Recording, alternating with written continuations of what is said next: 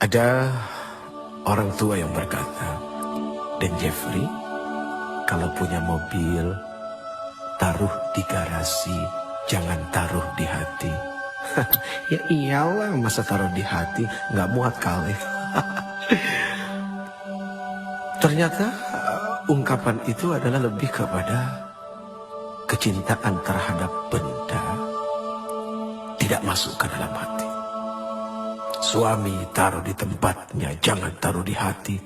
Istri taruh di tempatnya, jangan taruh di hati. Anak-anak, harta benda dan jabatan, taruh di tempatnya, jangan taruh di hati.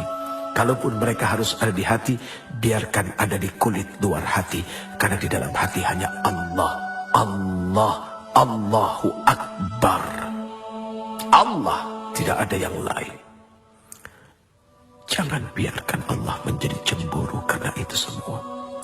Karena Allah Maha Pencemburu. Jangankan Allah, istrimu pun, suamimu pun akan cemburu manakala engkau memiliki sesuatu yang lain di dalam hatimu. Bagaimana dengan Allah? Maka Hasbi Rabbi Jallallah, ma fi qalbi illallah. Hasbi Rabbi Jallallah, ma fi qalbi illallah. Ala al-hadi sallallah, la ilaha illallah. Ala al-hadi sallallahu, la ilaha illallah.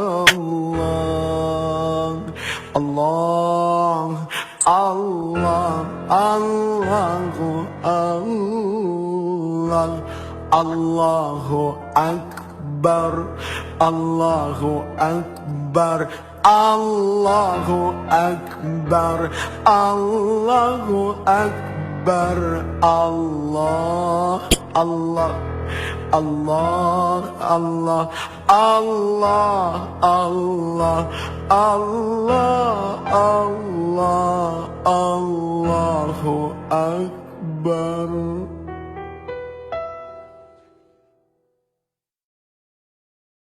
Istighfar adalah meminta ampun kepada Allah. Seorang Rasul saja, Muhammad bin Abdullah alaihi salatu wassalam, beliau masih meminta ampun kepada Allah.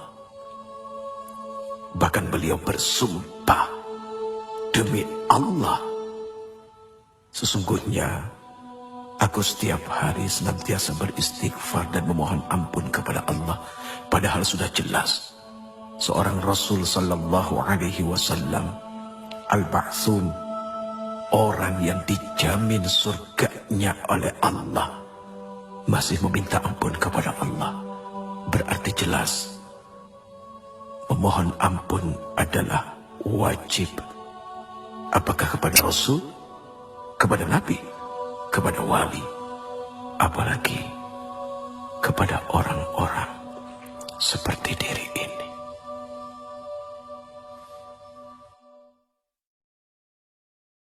Ada kejadian cukup lumayan lucu, tapi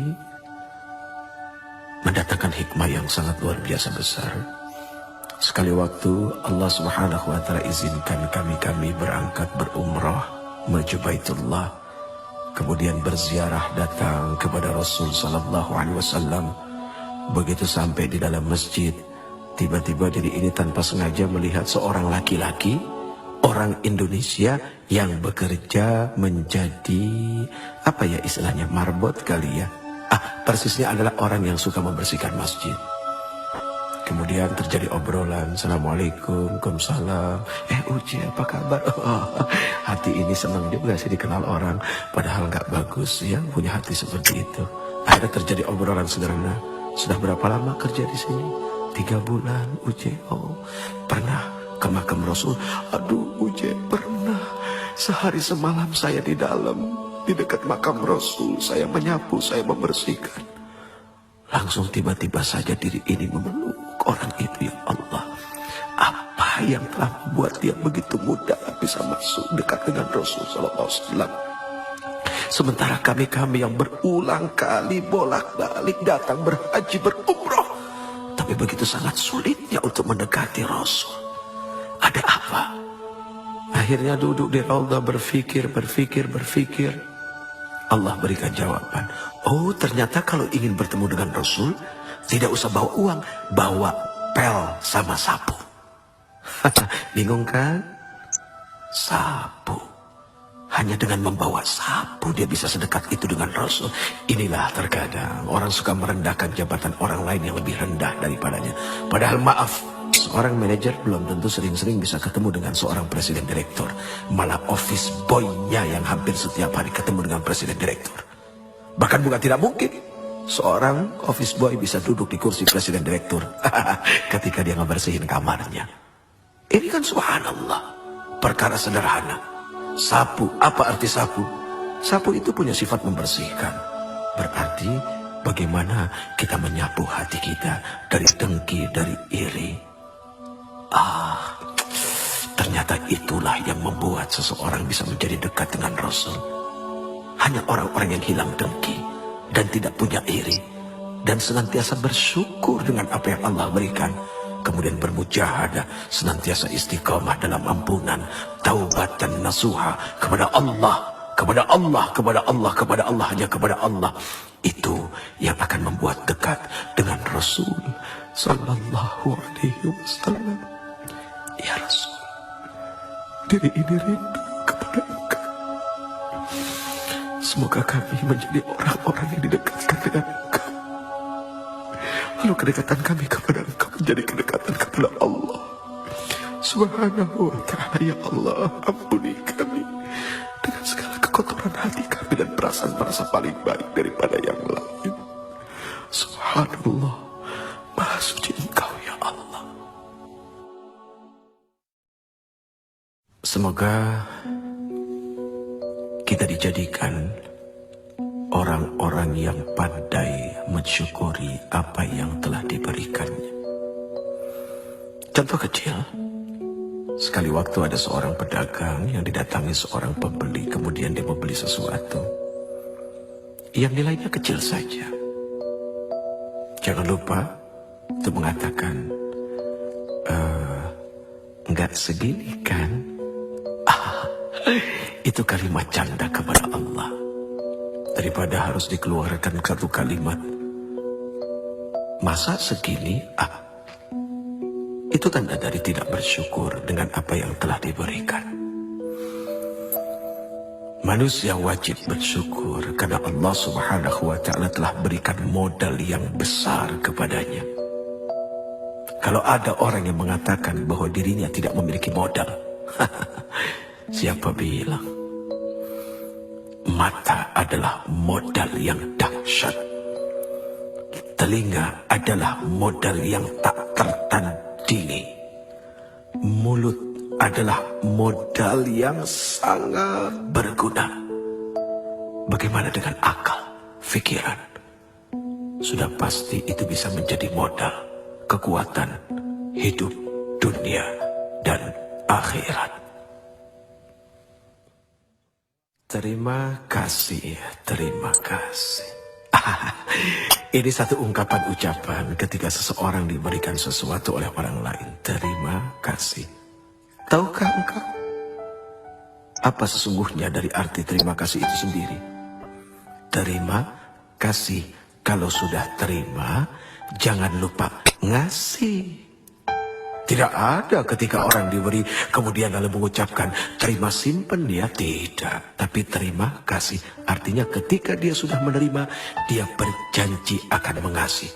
Dan ketika mengasihi sudah pasti dengan kasih. Tidak ada caci maki, tidak ada penyesalan, dan semua diberikan dengan lapang dada. Barang siapa yang senantiasa memberi, maka dia tidak akan pernah menjadi orang miskin di dunia dan di akhirat. Seringkali orang menghindar dari yang namanya ujian. Bahkan ketika berdoa pun seperti itu, ya Allah, jauhkan kami dari segala macam bentuk ujian. Padahal kalau dipikir-pikir, ternyata yang namanya ujian itu untuk naik kelas. Nggak usah jauh-jauh, lihat saja. Ngapain capek-capek kita menyekolahkan anak kita. Dari TK, kemudian SD, SMP, SMA, sampai ke university. Dari TK ke SD, apakah tidak ada ujian? Kan pasti pakai ujian. Kemudian dari SD sampai ke SMP, apakah tidak pakai ujian? Kan pakai ujian.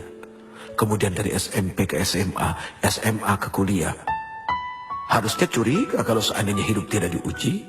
Lihat saja, misalnya ada seorang mahasiswa kuliah 6 semester, tapi nggak pernah ada ujian. Kan aneh. Makin berat ujian, berarti makin dahsyat juga gelar yang akan diberikan. Tapi ujian, kok nggak selesai ujiannya? Ya tanya ke Allah dulu, ngambil berapa SKS, kan begitu. Sederhana, selama kita berada dalam ruang ujian, 15 pertanyaan kita diberikan. Kita cuma jawab 7, jangan harap bisa keluar dari ruang ujian. Ya jawab, selesaikan. Persoalan apakah jawaban itu benar atau tidak, serahkan kepada Allah, yang penting sudah berusaha untuk menjawab. Dunia ini seperti kampus, tempat orang berdebat, tapi pada akhirnya berujung pada satu ruangan, yaitu ruangan ujian.